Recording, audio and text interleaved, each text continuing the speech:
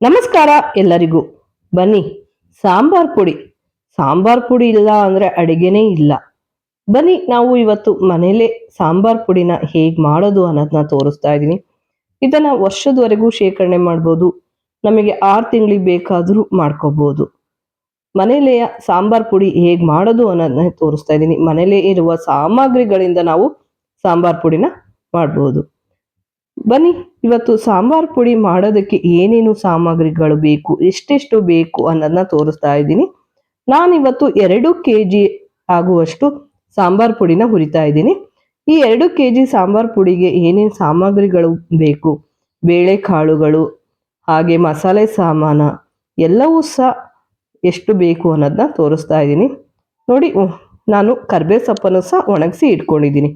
ಬನ್ನಿ, ನಾವು ಉರಿಯುವಾಗ ಏನೇನು ಬೇಕು ಅನ್ನೋದನ್ನು ತೋರಿಸ್ತೀನಿ.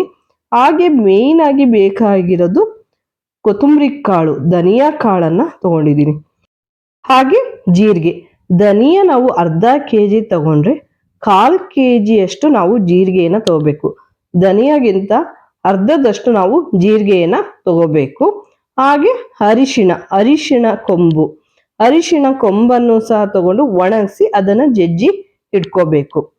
ಕಡಲೆಕಾಳು. ನೋಡಿ, ಬರೀ ಸಾಂಬಾರ್ ಪುಡಿಗೆ ಮಸಾಲೆ ಸಾಮಾನ ಅಷ್ಟೇ ಅಲ್ಲ, ಬೇಳೆಕಾಳುಗಳು ಸಹ ಇದಕ್ಕೆ ಬೇಕು. ಬೇಳೆಕಾಳನ್ನು ಹುರಿದು ನಾವು ಹಾಕೋದ್ರಿಂದ ಸಾಂಬಾರ್ ಪುಡಿ ತುಂಬಾ ಚೆನ್ನಾಗಿರುತ್ತೆ. ಕಡಲೆಕಾಳು, ಹೆಸರು ಕಾಳು, ಹುರುಳಿಕಾಳು, ಹಾಗೆ ಗೋಧಿ, ಇಲ್ಲ ಅಂದ್ರೆ ಗೋಧಿ ನುಚ್ಚಾದ್ರೂ ತಗೋಬಹುದು. ಮಸಾಲೆ ಸಾಮಾನ ನಾನು ಎಲ್ಲವನ್ನೂ 100 ಗ್ರಾಮ್ ತಗೊಂಡಿದ್ದೀನಿ. ಇಲ್ಲ, ನಮ್ಮ ಅಂಗೈನ ಹಿಡಿಯಷ್ಟು ನಾವು ತಗೋಬೇಕು. ಇಷ್ಟು ಸಾಮಗ್ರಿಗಳು ತಗೊಂಡಿದ್ದೀವಿ. ಬನ್ನಿ, ಇವಾಗ ನಾವು ಅಷ್ಟೇ ಅಲ್ಲ, ತೊಗರಿ ಬೇಳೆ ಮತ್ತು ಉದ್ದಿನ ಬೇಳೆಯನ್ನು ಸಹ ತಗೊಂಡಿದ್ದೀವಿ. ಬೇಳೆಗಳಲ್ಲಿ ತೊಗರಿ ಬೇಳೆ ಮತ್ತು ಉದ್ದಿನ ಬೇಳೆ ಇವೆರಡೇ ಸಾಕು. ಉದ್ದಿನ ಬೇಳೆ ಜಾಸ್ತಿ ಬೇಕಾಗಲ್ಲ, ಒಂದು 50 ಗ್ರಾಮ್ ಅಷ್ಟಾದ್ರೆ ಸಾಕು. ತೊಗರಿ ಬೇಳೆ ಮಾತ್ರ ಒಂದು 1/4 kg ಅಷ್ಟು ನಾನು ತಗೊಂಡಿದ್ದೀನಿ. ಈಗ ಒಂದೊಂದೇ ಆಗಿ ಉರಿಯುತ್ತಾ ನಾನು ಏನೇನು ಸಾಮಗ್ರಿಗಳು ಸಹ ಬೇಕು ಅನ್ನೋದನ್ನ ತೋರಿಸ್ತಾ ಇದ್ದೀನಿ. ಮಸಾಲೆ ಸಾಮಾನ, ಬೇಳೆಗಳು ಎಲ್ಲವನ್ನೂ ಸಹ ನಾನು ತೋರಿಸ್ತಾ ಇದ್ದೀನಿ. ಮೊದಲಿಗೆ ನಾನು ಧನಿಯಾ ಅಂದ್ರೆ ಕೊತ್ತಂಬರಿ ಕಾಳನ್ನ ಹುರ್ಕೊಳ್ತಾ ಇದೀವಿ. ನೋಡಿ, ಹಸಿ ಹೋಗೋವರೆಗೂ ಅಂದ್ರೆ ಘಮ ಹೋಗೋವರೆಗೂ ನಾವು ಇದನ್ನ ಹುರಿಬೇಕು. ಪೂರ್ತಿಯಾಗಿ ಗರಿ ಅನ್ನಂಗೆ ಹುರಿಬೇಕು. ಹಸಿ ಮಾತ್ರ ಇರಬಾರ್ದು. ಯಾಕೆಂದ್ರೆ ತುಂಬಾ ದಿನ ಇದನ್ನ ಶೇಖರಣೆ ಮಾಡೋದ್ರಿಂದ ನಾವು ಪೂರ್ತಿ ನಿಧಾನಕ್ಕೆ ಆಗ್ಲಿ ಮೀಡಿಯಂ ಉರಿಯಲ್ಲೇ ನಾವು ಇದನ್ನ ಹುರ್ಕೋಬೇಕು. ನಿಧಾನವಾಗಿ ಮೀಡಿಯಂ ಉರಿಯಲ್ಲೇ ನಾವು ಪೂರ್ತಿ ಕಪ್ಪಾಗೋವರೆಗೂ ಉರಿಬಾರ್ದು. ಸ್ವಲ್ಪ ಗರಿ ಅನ್ನೋವರೆಗೂ, ಕಾಳುಗಳು ಹೋಗೋವರೆಗೂ ನಾವು ಇದನ್ನ ಹುರ್ಕೋಬೇಕು. ತುಂಬಾ ಟೈಮ್ ಹಿಡಿಯುತ್ತೆ, ಆದ್ರೆ ನಿಧಾನವಾಗಿ ಮಾಡಬೇಕು ನಾವು. ನೋಡಿ, ಧನಿಯಾವನ್ನ ಹುರಿದಾಗಿದೆ. ನೆಕ್ಸ್ಟ್ ಜೀರಿಗೆ. ಎಲ್ಲವನ್ನೂ ಸಹ ನಾವು ಮೀಡಿಯಂ ಉರಿಯಲ್ಲಿ ನಿಧಾನಕ್ಕೆ ಹುರ್ಕೋಬೇಕು. ನೋಡಿ, ಧನಿಯಾ ಮತ್ತು ಜೀರಿಗೆ ಇವೆರಡು ಮೇಯ್ನ್ ಆಗಿರೋದ್ರಿಂದ ಸ್ವಲ್ಪ ನಾವು ಜಾಸ್ತಿನೇ ತಗೊಂಡಿದ್ದೀವಿ. ಮೀಡಿಯಂ ಉರಿಯಲ್ಲಿ ಎಲ್ಲವನ್ನೂ ಘಮ ಹೋಗೋವರೆಗೂ ಇದನ್ನ ಹುರ್ಕೊಳ್ಳೋಣ. ಹಸಿ ಮಾತ್ರ ಇರಬಾರ್ದು, ಇಲ್ಲ ಅಂದ್ರೆ ಹುಳ ಆಗ್ಬಿಡ್ತವೆ. ಸಣ್ಣ ಕರಿ ಹುಳಗಳು ಎಲ್ಲವೂ ಆಗ್ಬಿಡ್ತವೆ. ಹಾಗಾಗಿ ಇದನ್ನ ನಾವು ನಿಧಾನಕ್ಕೆ ಆಗಲಿ ಹುರ್ಕೊಳ್ಳೋಣ. ಜೀರಿಗೆ ಹಾಕೊಳ್ಳೋಣ. ನೆಕ್ಸ್ಟ್ ನಾವು ಅರಿಶಿಣದ ಕೊಂಬನ್ನು ಸಹ ಒಣಗಿಸಿ ಜಜ್ಜಿಟ್ಟಿದ್ವಿ. ಅದನ್ನು ಸಹ ನಾವು ಮೀಡಿಯಂ ಉರಿಯಲ್ಲೇ ಹುರ್ಕೊಳ್ಳೋಣ. ಎಲ್ಲವನ್ನೂ ಸಹ ನಾವು ಹುರಿದೇ ಮಾಡಬೇಕು. ಬೇಕು ಅಂದ್ರೆ ನಮಗೆ 3 ತಿಂಗಳಿಗಾಗಷ್ಟು, 6 ತಿಂಗಳಿಗೆ, ಇಲ್ಲ ನಮ್ಮ ಕೈಗೆ ಅಗ್ಲಗ್ಲ ಹುರಿದು ಮಾಡೋಕ್ಕಾಗಲ್ಲ ಅನ್ನೋರು ವರ್ಷದ ತನಕನೂ ಬೇಕಾದ್ರೂ ಮಾಡಿಟ್ಕೋಬಹುದು.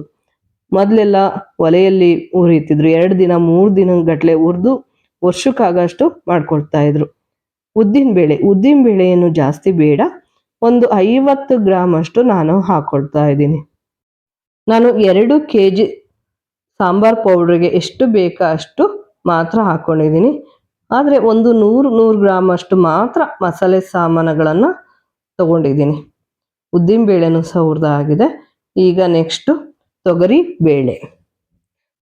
ಬೇಳೆನ ನಾನು ಒಂದು 1/4 kg ಅಷ್ಟು ನಾನು ತಗೊಂಡಿದ್ದೀನಿ. ತೊಗರಿ ಬೇಳೆಯನ್ನು ಸಹ ನಾವು ಹುರ್ಕೊಳ್ಳೋಣ. ಎಲ್ಲವನ್ನೂ ಮೀಡಿಯಂ ಉರಿಯಲ್ಲೇ ಹುರ್ಕೋಬೇಕು. ಇಲ್ಲ ಅಂದ್ರೆ ಒಳಗಡೆ ಹಸಿ ಇರುತ್ತೆ, ಮೇಲೆ ಕಪ್ಪಾಗ್ಬಿಡ್ತವೆ. ಹಾಗಾಗಿ ನಾವು ನಿಧಾನಕ್ಕೆ ಹುರ್ಕೊಳ್ಳೋಣ. ಗೋಧಿ ಇಲ್ಲ ಅಂದ್ರೆ ಗೋಧಿನಾದ್ರೂ ತಗೋಬಹುದು, ಇಲ್ಲ ನಾವು ಗೋಧಿ ನುಚ್ಚಾದರೂ ಸಹ ತಗೋಬಹುದು. ಅದನ್ನು ಸಹ ಒಂದು 100 ಗ್ರಾಮ್ ಅಷ್ಟು ನಾನು ತಗೊಂಡಿದ್ದೀನಿ, ಜಾಸ್ತಿ ತಗೊಂಡಿಲ್ಲ. ಇದನ್ನು ಸಹ ಹುರಿದು ಹಾಕೊಳ್ಳೋಣ. ಕಡಲೆಕಾಳಂತೂ ನಿಧಾನಕ್ಕೆ ಹುರಿಬೇಕು, ಒಂದು ಸ್ವಲ್ಪ ಟೈಮ್ ಹಿಡಿಯುತ್ತೆ, ಗಟ್ಟಿ ಇರುತ್ತೆ ಕಾಳು, ಹಾಗಾಗಿ ಇದನ್ನ ನಿಧಾನಕ್ಕೆ ಹುರ್ಕೊಳ್ಳೋಣ. ಕಡಲೆಕಾಳನ್ನು ಸಹ ಒಂದು 1/4 kg ಅಷ್ಟು ನಾನು ತಗೊಂಡಿದ್ದೀನಿ. ಹೆಸರು ಕಾಳನ್ನು ಅಷ್ಟೇ ಪ್ರಮಾಣದಲ್ಲೇ ನಾನು ತಗೊಂಡಿದ್ದೀನಿ. ನೋಡಿ, ಕಡಲೆಕಾಳು ಹೆಸರು ಕಾಳು ಮಾತ್ರ ಸಮ ಪ್ರಮಾಣದಲ್ಲಿ ತಗೊಂಡಿದ್ದೀನಿ. ಹುರುಳಿ ಕಾಳು ಮಾತ್ರ ಒಂದು 100 ಗ್ರಾಮ್ ಅಷ್ಟು ತಗೊಂಡಿದ್ದೀನಿ. ಹುರುಳಿ ಕಾಳು ಒಂದು 100 ಗ್ರಾಮ್ ಅಷ್ಟು ತಗೊಂಡಿದ್ದೀವಿ. ಏಕೆಂದರೆ ಕಾಳುಗಳು ಬೇಗ ಹುರಿಯೋದಿಲ್ಲ, ಮೀಡಿಯಮ್ ಉರಿಯಲ್ಲೇ ನಿಧಾನಕ್ಕೆ ಹುರಿಬೇಕು, ಅವಸರ ಮಾಡಂಗಿಲ್ಲ. ನಿಧಾನಕ್ಕೆ ಟೈಮ್ ತಗೊಂಡು ಸಹ ಮಾಡಬೇಕು. ಏನು 1 ದಿನ 2 ದಿನ ತಿಂಗಳು ಇಟ್ಕೊಳ್ಳೋದಲ್ಲ, ಇದು ವರ್ಷಗಟ್ಟಲೆ ಇಟ್ಕೊಳ್ಳುವಂಥ ಮಸಾಲೆ ಸಾಂಬಾರ್ ಪುಡಿ ಆಗಿರೋದ್ರಿಂದ ನಾವು ನಿಧಾನಕ್ಕೆ ಹುರಿಬೇಕು. ಪಲಾವ್ ಎಲೆ ನೋಡಿ, ಪಲಾವ್ ಎಲೆನೂ ಸಹ ನಾವು ಹುರಿದು ಹಾಕೊಳ್ತಿದ್ದೀವಿ. ಬರೀ ಬೇಳೆಕಾಳುಗಳ ಅಷ್ಟೇ ಅಲ್ಲ, ಮಸಾಲೆ ಪದಾರ್ಥಗಳನ್ನು ಸಹ ನಾವು ಹುರಿದು ಹಾಕೊಳ್ಳೋಣ. ನೋಡಿ, ಎಲ್ಲವೂ ಘಮ ಘಮ ಹೋಗ್ಬೇಕು, ಆ ರೀತಿಯಲ್ಲಿ ನಾವು ಹುರಿಬೇಕು. ಎಲ್ಲವನ್ನೂ ಸಹ ನಾವು ಹುರಿದು ಹಾಕೊಳ್ಳೋಣ. ನೋಡಿ, ಇದನ್ನು ಸಹ ಸಣ್ಣದಾಗಿ ಮುರಿದು ಹುರಿದಾಗಿದೆ. ಇದನ್ನು ಸಹ ನಾವು ಹಾಕೊಳ್ತಾ ಇದ್ದೀವಿ. ನೆಕ್ಸ್ಟ್ ಏಲಕ್ಕಿ, ಇವನು ಸಹ ಒಂದು 100 ಗ್ರಾಮ್ ಅಷ್ಟು ನಾವು ತಗೊಂಡಿದ್ದೀವಿ. ಮಸಾಲೆ ಪದಾರ್ಥ ಒಂದು ಸ್ವಲ್ಪ ಜಾಸ್ತಿನೇ ಇದ್ದರೆ ಚೆನ್ನಾಗಲ್ಲ, ಹಾಗಾಗಿ ನಾವು ಒಂದು 100 ಗ್ರಾಮ್ ಅಷ್ಟು ತಗೊಂಡಿದ್ದೀವಿ. ಲವಂಗ,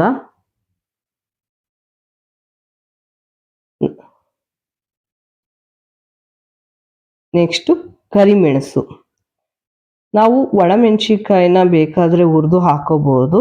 ನಾವು ಪಲ್ಯ ಮಾಡುವಾಗ, ಸಾಂಬಾರು ಮಾಡುವಾಗ ಹೆಂಗಿದ್ರು ಖಾರದ ಪುಡಿ ಅದನ್ನೆಲ್ಲ ಹಾಕ್ತಾ ಇದ್ದೀವಿ. ಹಾಗಾಗಿ ನಾವು ಒಣಮೆಣಸಿನ್ಕಾಯಿನ ಹಾಕ್ತಾ ಇಲ್ಲ, ಬರೀ ಕರಿಮೆಣಸು, ಕಾಳು ಮೆಣಸನ್ನು ಮಾತ್ರ ಹಾಕಿ ಹುರಿದು ಹಾಕ್ತಾ ಇದ್ದೀವಿ. ಜಾಸ್ತಿ ಏನಲ್ಲ, ಅದು ಸಹ ಒಂದು 100ರಿಂದ 200 ಗ್ರಾಮ್ ಅಷ್ಟು ನಾನು ತಗೊಂಡಿದ್ದೀನಿ. ಅದನ್ನು ಸಹ ನಾವು ಹುರಿದು ಹಾಕೊಳ್ಳೋಣ. ನೆಕ್ಸ್ಟು ಮರಾಠಿ ಮೊಗ್ಗು, ಹಾಗೆ ಚಕ್ರ ಮೊಗ್ಗು, ಚಕ್ಕೆ, ಇಷ್ಟನ್ನು ಸಹ ನಾವು 3 ಸಹ ಹುರಿದು ಹಾಕೊಳ್ತಾ ಇದ್ದೀವಿ. ಬೇಕು ಅಂದರೆ ಒಂದೊಂದೇ ಆಗಿ ಹುರಿಬೋದು, ತುಂಬ ಟೈಮ್ ಹಿಡಿಯುತ್ತೆ. ಜಾಸ್ತಿ ಇದ್ದರೆ ಒಂದೊಂದೇ ಹುರಿಬೋದಿತ್ತು, ಸ್ವಲ್ಪನೇ ಇರೋದ್ರಿಂದ 3 ಸಹ ನಾವು ಒಂದೇ ಸಲ ಹಾಕಿ ಹುರಿತಾ ಇದ್ದೀವಿ. ಇದನ್ನು ಸಹ ನಾವೀಗ ಎಲ್ಲವನ್ನೂ ಹುರಿದು ನಾವು ಬೇಸನಿಗೆ ಹಾಕೊಳ್ಳೋಣ. ನೆಕ್ಸ್ಟು ಮೆಂತ್ಯ ಕಾಳು, ಇದನ್ನು ಸಹ ಸ್ವಲ್ಪ ಸಣ್ಣ ಉರಿಯಲ್ಲಿ ಹುರಿದು ಆಮೇಲೆ ಇದಕ್ಕೆ ನಾವು ಸಾಸಿವೆಯನ್ನು ಹಾಕೊಳ್ಳೋಣ. ಸಾಸಿವೆನೂ ಜಾಸ್ತಿ ಹುರಿಯೋದು ಬೇಡ, ಒಂದು ಸ್ವಲ್ಪ ಬೆಚ್ಚಂದ್ರಾಗೆ ಹುರಿದ್ರೆ ಸಾಕು, ಬೇಗನೆ ಘಮ ಘಮ ಹೋಗ್ಬಿಡುತ್ತೆ. ನೋಡಿ, ಇದನ್ನು ಸಹ ನಾವು ಹುರಿದೀಗ ಹಾಕೊಳ್ತಾ ಇದ್ದೀವಿ.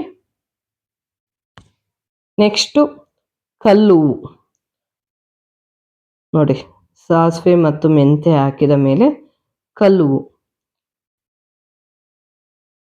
ಇದನ್ನು ಸಹ ನಾವು ಹುರಿದು ಹಾಕೊಳ್ಳೋಣ.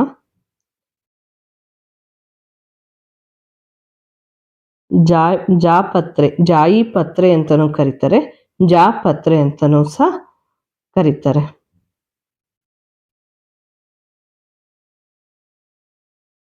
ನೋಡಿ, ಸಾಂಬಾರ್ ಪುಡಿ ಅಂದರೆ ಮಸಾಲೆ ಎಲ್ಲವೂ ಇದ್ರೇ ಚೆನ್ನಾಗಿ ಅಲ್ವಾ, ಅದಕ್ಕೋಸ್ಕರ ನಾನು ಎಲ್ಲವೂ ಪದಾರ್ಥಗಳನ್ನು ಹಾಕಿ ಹುರಿತಾ ಇದ್ದೀನಿ.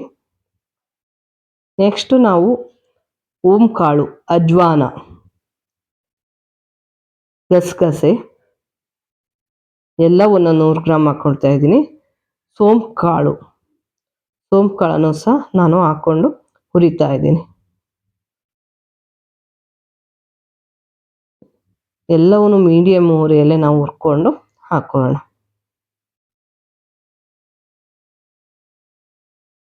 ತುಂಬ ಟೇಸ್ಟಿಯಾಗಿರುತ್ತೆ, ತುಂಬ ಚೆನ್ನಾಗಿರುತ್ತೆ. ನೀವು ಮನೆಯಲ್ಲಿ ಮಾಡ್ಕೊತೀನಿ, ಎಷ್ಟು ಚೆನ್ನಾಗಿರುತ್ತೆ.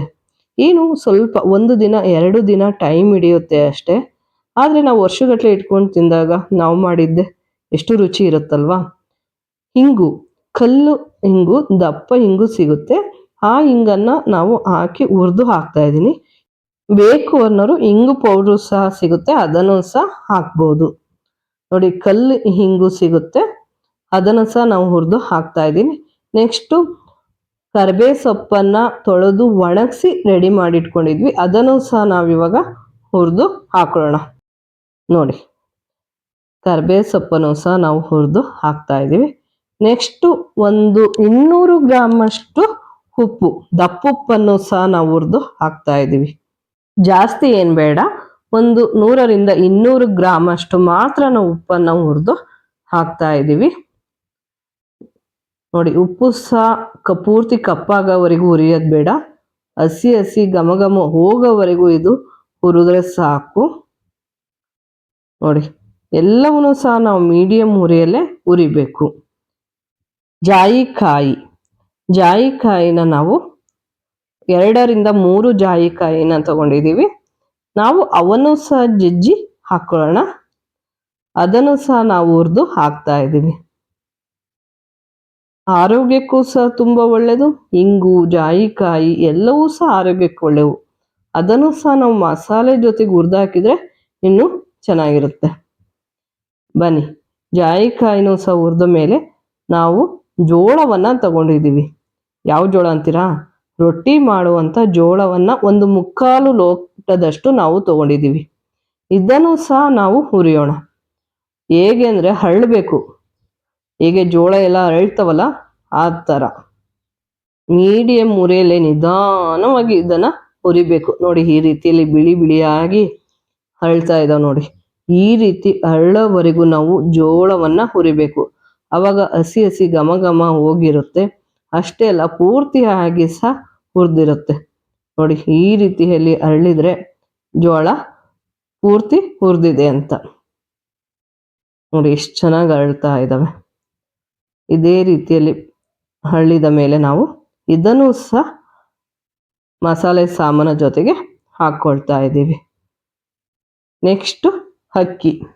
ನಾನು ಅಕ್ಕಿಯನ್ನು ಸಹ 1 ಲೋಟದಷ್ಟು ತಗೊಂಡಿದ್ದೀನಿ. ಅಕ್ಕಿಯನ್ನು ಸಹ ಹುರಿದು ಹಾಕ್ಕೊಳ್ತಾ ಇದ್ದೀನಿ. ಅಕ್ಕಿಯನ್ನು ಒಬ್ರೊಬ್ರು ಹಾಕೋದಿಲ್ಲ, ಅಕ್ಕಿಯನ್ನು ಸ್ಕಿಪ್ ಮಾಡ್ತಾರೆ. ಅಕ್ಕಿ ಬೇಕು ಅಂದರೆ ಹಾಕೋಬಹುದು. ಅಕ್ಕಿ ಮತ್ತು ಜೋಳ ಇವೆರಡನ್ನೂ ಬೇಕು ಅಂದರೆ ಹಾಕೋಬಹುದು, ಇಲ್ಲ ಅಂದರೆ ಸ್ಕಿಪ್ ಮಾಡ್ಬೋದು. ನೋಡಿ, ನಾನು ಅಕ್ಕಿಯನ್ನು ಸಹ ಹುರಿದು ಹಾಕ್ಕೊಳ್ತಾ ಇದ್ದೀನಿ. ನಾವು ಎಲ್ಲವನ್ನೂ ಸಹ ಈಗ ಹುರಿದು ರೆಡಿ ಮಾಡಿ ಇಟ್ಕೊಂಡಿದ್ದೀವಿ. ಇದನ್ನು ನಾವು ಹುರಿದ ತಕ್ಷಣವೇ ನಾವು ಮಿಲ್ಲಿಗೆ ಹಾಕ್ಸ್ಕೊಂಬಂದ್ರೆ ಇನ್ನೂ ಚೆನ್ನಾಗಿರುತ್ತೆ. ನೋಡಿ, ಮಸಾಲೆ ಸಾಂಬಾರ್ ಪುಡಿ ಮಾಡೋದಕ್ಕೆ ನಾವು ಎಲ್ಲವನ್ನೂ ಹುರಿದು ರೆಡಿ ಮಾಡಿ ಇಟ್ಕೊಂಡಿದ್ದೀವಿ. ಅಷ್ಟೇ ಅಲ್ಲ, ಮಸಾಲೆ ಸಾಮಾನು ಅಕ್ಕಿ, ಜೋಳ, ಬೇಳೆಕಾಳುಗಳು, ಮೇಯ್ನಾಗಿ ಬೇಕಾಗಿರೋದು ಧನಿಯಾ ಹಾಗೆ ಜೀರಿಗೆ, ಇಷ್ಟನ್ನು ಎಲ್ಲವನ್ನೂ ಹಾಕಿ ನಾವು ಇವಾಗ ಮಿಕ್ಸ್ ಮಾಡ್ತಾ ಇದ್ದೀವಿ. ಈಗ ಇದನ್ನು ಮಿಕ್ಸ್ ಮಾಡಿ ನಾವು ಮಿಲ್ಲಿಗೆ ಹಾಕ್ಸ್ಕೊಂಬಂದ್ರೆ ಈಗ ಸಾಂಬಾರ್ ಪುಡಿನೂ ಸಹ ರೆಡಿ ಆದಂಗೆ. ವರ್ಷ ತನಕನಾದರೂ ಇಟ್ಕೋಬೋದು ನಾವು ಇದನ್ನು, ಏನೂ ಆಗೋದಿಲ್ಲ. ಅಗ್ಲಗ್ಲ ಮಾಡೋದಕ್ಕಂತೂ ಆಗಲ್ಲ, ಅದಕ್ಕೆ ವರ್ಷಕ್ಕೆ ಎಷ್ಟು ಬೇಕೋ ಅಷ್ಟು ಮಾಡಿ ಸಹ ಇಟ್ಕೋಬೋದು. ನೋಡಿ, ಸಾಂಬಾರ್ ಪುಡಿ ಈಗ ರೆಡಿಯಾಗಿದೆ. ಇದನ್ನು ನಾವು ಮಿಲ್ಲಿಗೆ ಹಾಕಿಸ್ಕೊಂಬಂದ ತಕ್ಷಣ ಕವರಿಗೆ ಆಗಲಿ ಬಾಕ್ಸಿಗಾಗಲಿ ತುಂಬಿಡಬಾರ್ದು. ಒಂದು 3ರಿಂದ 4 ಗಂಟೆ ಪೇಪರ್ ಮೇಲೆ ಇಲ್ಲ ಬಟ್ಟೆ ಮೇಲೆ ಇದನ್ನು ಹರಡಿ ಪೂರ್ತಿ ತಣ್ಣಗಾದ ಮೇಲೆ ನಾವು ಇದನ್ನು ಕವರಿಗೆ ಆಗಲಿ ಬಾಕ್ಸಿಗಾಗಲಿ ಹಾಕಿಡ್ಬೋದು. ನೋಡಿ, ನಾನು 2 kg ಅಂದಿದ್ದೆ, ಅರ್ಧ kg ಕವರಿಗೆ ನಾನು ಇದನ್ನು ಹಾಕಿಟ್ಟಿದ್ದೀನಿ. ಈಗ ಬೇಕು ಅಂದಾಗ ನಾವು ಒಂದೊಂದು ಕವರನ್ನು ತಗೊಂಡು ಬಳಸ್ಬೋದು. ಮನೇಲೇ ಮಾಡಿರುವ ಸಾಂಬಾರ್ ಪೌಡರ್ ಈಗ ರೆಡಿಯಾಗಿದೆ. ಹಾಗೆ ನಮ್ಮ ಚಾನಲನ್ನು ಯಾರು ಸಬ್ಸ್ಕ್ರೈಬ್ ಮಾಡಿಲ್ಲೋ ಸಬ್ಸ್ಕ್ರೈಬ್ ಮಾಡಿ, ಇಷ್ಟವಾದರೆ ಲೈಕ್ ಕೊಡಿ, ಕಮೆಂಟ್ ಮಾಡಿ, ಹಾಗೆ ಶೇರ್ ಮಾಡಿ. ಮನೆಯಲ್ಲೇ ಮಾಡಿರುವಂಥ ಸಾಂಬಾರ್ ಪುಡಿ ರೆಡಿ. Thank you. ಬಾಯ್.